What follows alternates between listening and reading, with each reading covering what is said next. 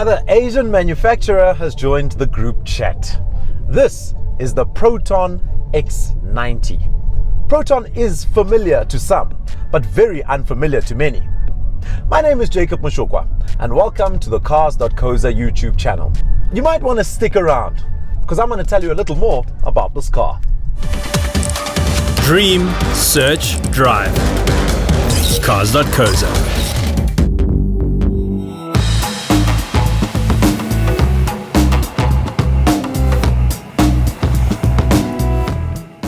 The reason why I'm saying some people may be familiar with the Proton brand is because they used to be in South Africa. They exited the market in 2012. If you check out our website, you'll find one or two Protons floating around. But fast forward to 2023, this is not the old Proton. Proton actually has 4 other models on offer, and this being the halo model, the Proton X90.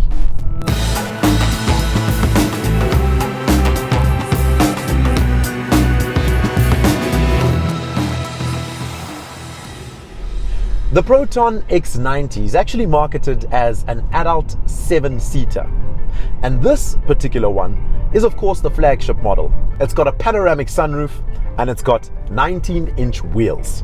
Now, 19-inch wheels sounds like very big for a car this size, but surprisingly, it's actually quite soft, it's quite smooth. It actually absorbs a lot of the road and the drive quality is not compromised at all. It comes with lane keep assist, it comes with forward collision warning, and it even comes with emergency braking if need be. But now these options are only available on the 2 top tier options of the X90. Safety features are one of the main things that many customers look at, and I think for a car of this stature, or just generally for Proton, they should have offered all of that for all of the derivatives. Under the bonnet, you get a 1.5 litre 3-cylinder motor. It pushes out 130 kilowatts and 255 Newton meters of torque. Fun fact, this engine was actually co-developed with Volvo. So you might want to ask yourself how Volvo gets involved. Proton is owned by Geely, and Geely co-owns Volvo. This brand is making a proper comeback. In terms of power, this car is actually aided by a mild hybrid. In fact, it's 48 volts. It's supposed to help with things like economy and an extra kick when you need it. The problem is, it being a 3-cylinder motor, sometimes that extra kick just feels like it's not enough. I put my foot flat and I don't get much of a reaction. When we talk about things like fuel consumption, I mean, I've been doing some city driving for the past 24 to 48 hours. I've never got it underneath 10 liters per 100 Ks. We are currently pushing 10.5 liters per 100 kilometers. The car claims to drive 6.8 liters per 100 kilometers. I just hope it gets better over the next few days, because even with the assistance of this mild hybrid, the car seems like it's not as economical as claimed.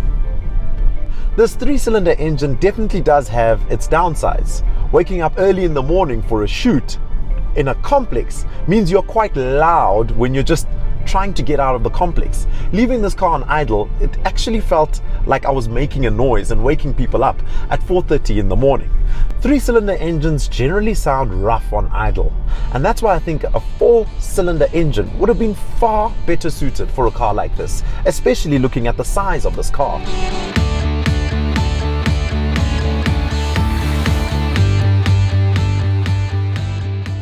As much as I've been so critical about the 3-cylinder engine, I gotta give credit to the 7-speed DCT gearbox. It's mated quite well to this engine because at most times, it's not looking for a gear higher or a gear lower. It's very comfortable when I'm putting my foot down and I need a bit of extra speed because it knows what gear to be in.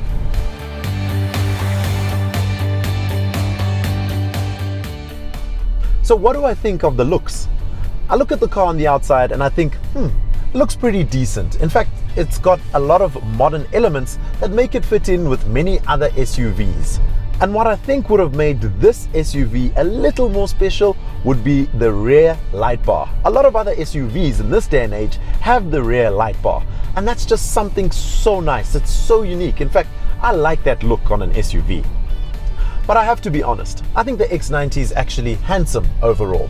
But you know what they say, style is subjective. What are your thoughts and opinions on the new look of the Protons? Is it something you like? Is it something you'd ever consider? I definitely would consider the X90 just on looks alone.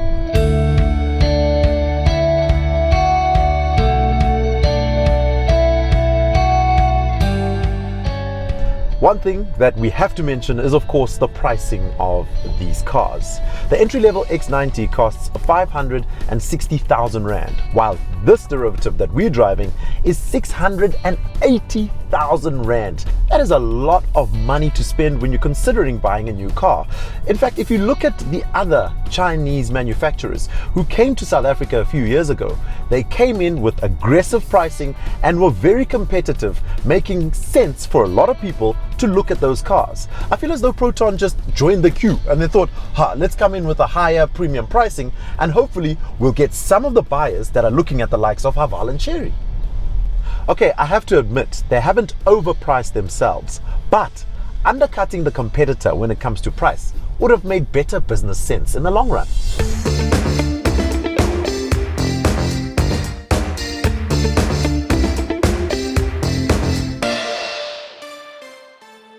So when you look at the interior of the car from the driver's side, I like how the overall feel looks like quality. In fact, I do like the stitching, how it continues from the door onto the dashboard. In fact, there's a leather finish here. Unfortunately, doesn't continue here because one part is leather, the other part is plastic, but that plastic bit actually extends over the speedometer, which helps you a lot in terms of not having much glare when you are driving. The steering wheel has got some controls for you to be able to pick up calls, choose the cruise control to be able to switch on the music, and maybe even change the modes or radio stations that you are listening to. Now, moving on, I'd like to look at things here. This design element here, the play on the gray and the black, almost reminds me of another car brand, but I'll leave that to you guys to decide. Now, moving on to the touch screen, it's pretty simple to switch through the apps. There's a whole lot of apps here that you won't necessarily understand. In fact, it doesn't have Android Auto or Apple CarPlay, but it does have QD Link, which requires you to have your USB plugged into your phone. And then there's also some really cool things like SEOC. SEOC allows you to have access to podcasts that are obviously from around the world, but because of our location, you can't easily access those podcasts. Now, when you go back home, you'll also see that you have access to a sat nav, which has to be activated at the dealership for you to be able to use that. Now, moving away from the infotainment system, let's look at some of the buttons here. These are for your aircon controls. I like the fact that it's still physical buttons on and off to press. It's not touch.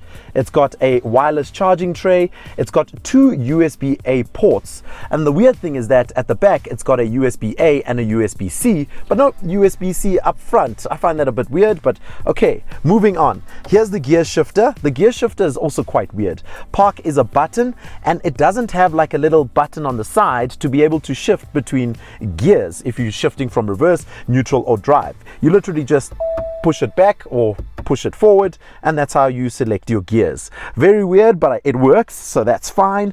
Coming further back here, this is where you select your different driver modes. You can choose eco, comfort, or sport, depending on where you need to go or what you need to do when you're driving. There's a button for the hill descent control. I like that. That means you can do a bit of off-roading, of course. There's a 360-degree view camera button. I like that too, because you can choose between 3D or 2D, which assists you when you are turning or to actually see where your car is parked. It's got an electric handbrake, and then of course you've got two cup holders, and to finish things off, you've got massive storage space here. In fact, my whole arm could fit in here. I could even close, no, I couldn't do that, but my whole arm fits in there.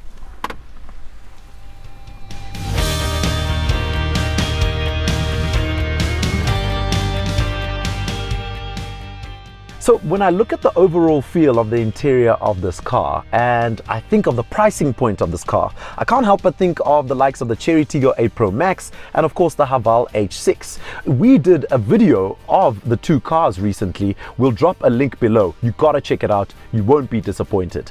But overall, you'll be pretty happy with this car. You actually won't be disappointed with the overall feel and look of the interior.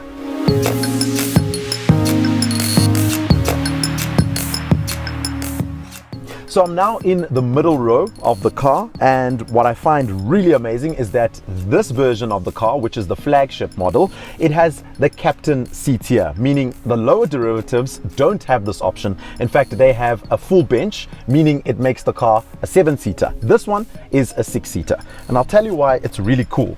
You can sit here independently, very comfortable leather. The funny thing is the armrest tends to work and not work. There we go. Finally got the armrest to work. It didn't work earlier, but I got it. I finally got the move. And then there is ISOFIX. There is ventilated seats. So basically this seat here is just as good as the passenger seat. And talking about the passenger seat, I can move the passenger seat forward and back just for more legroom if I need. There's of course a USB-A and a USB-C charging port. It's nice and roomy because of the panoramic sunroof. You can control your own aircon. It comes from here. And then here's something I don't really understand. It's the door handle here. So this door handle has its own handle there, which is okay, but there's another door handle down here. So it feels like overkill. It also looks a little awkward, but overall, the finishing of the car is perfect. The stitching looks like quality. The leather feels like quality. So all around, this seat is probably the best place to be in this car, because you can also roll the seat back and forward when you need, and you can recline how far back you need to recline. That depends if you do have a passenger on the back or behind you.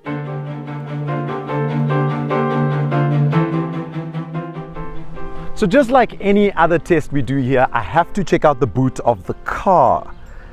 The back of this car looks very familiar, and I can't put my finger on it. If you think you know what it looks like, drop a comment below. We'll figure it out together.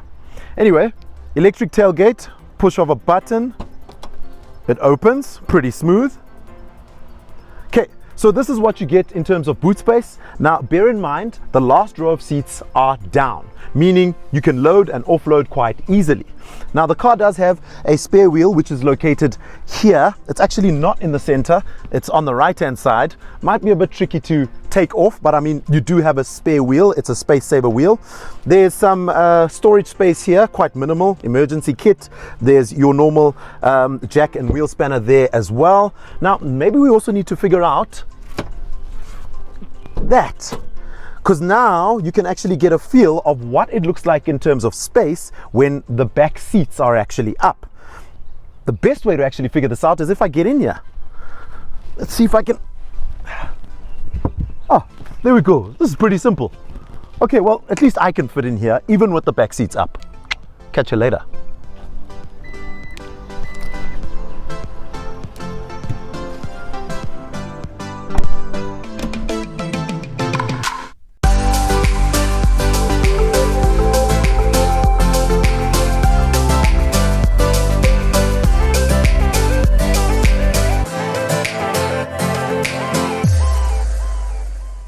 So I'm in the final row of the X90, and this car has been marketed and advertised as an adult 7-seater. That basically means an adult can fit on each and every single seat of this car.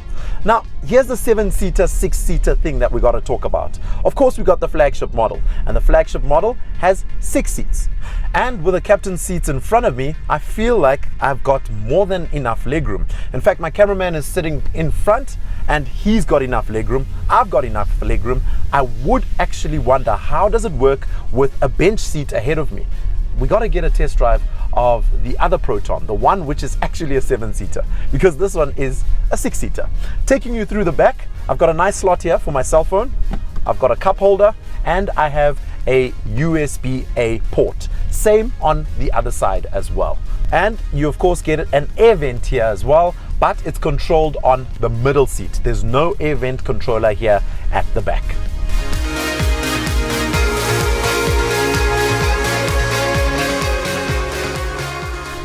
In conclusion, I gotta say I'm very happy with this car's offering when it comes to things like ride quality, build quality, the fact that it offers a mild hybrid.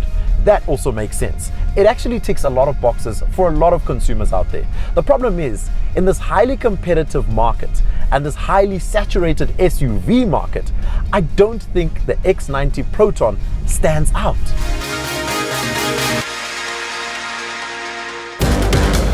Cars.co.za.